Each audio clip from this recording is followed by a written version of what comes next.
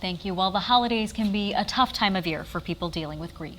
Patty Cullen is joining us today. She's a local mom and an author, and she lost her son to suicide.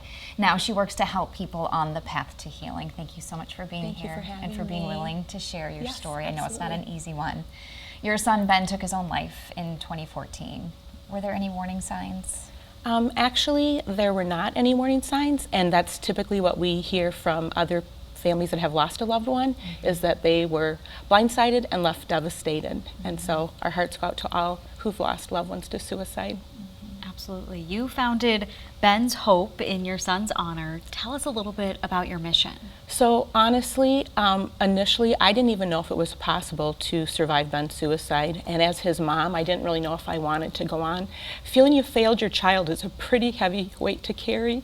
But you know, God put the right people in our paths to help others, which we're just so blessed and honored to do that. Ben was like the most giving, kind, selfless person you could ever know. So I feel like Ben's Hope Ministry is so representative of him. Honestly, we had our first survivors of suicide meeting in Madison at Journeys Mental Health, where we came for support. And we're so grateful for them. It was our saving grace, honestly. And I believe that the 5-hour commute and meetings bi-monthly just got to be so much. And when you're grieving, just to breathe takes everything, so that commute was a lot. So we decided to look at the American Foundation of Suicide Prevention, and we found materials that we could become peer facilitators. And so 4 months out following Benjamin's suicide, we started hosting in Grant County for people in the community, outside the community, survivors of support. And we host that every month, the second Tuesday of the month, and are just so grateful for the warriors and the courageous people that come forth and look for healing and support. You really need that support, and you've also written this book called Tears of Love to help other families. So what is your goal and what is your mission for this book? You know, this is another thing. 4 weeks following Benjamin's suicide, God put it on my heart. He said, I want you to start journaling. He said, my son Jesus died to save the lives of others, and this book is going to help save people's lives. Now, I honestly said no. I was reluctant, but God was persistent and I was obedient.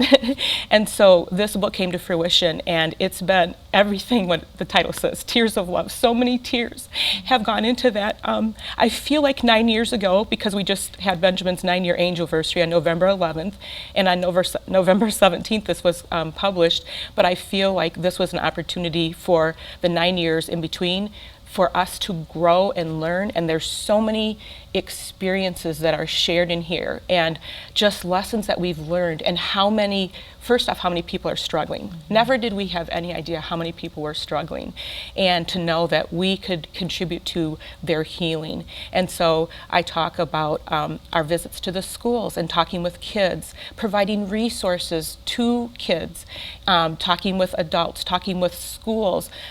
We host survivors of suicide meetings. We host a 5K annual event. We have moms retreats that I host. This last year I've hosted actually 3 retreats for mamas who've lost children by suicide or otherwise.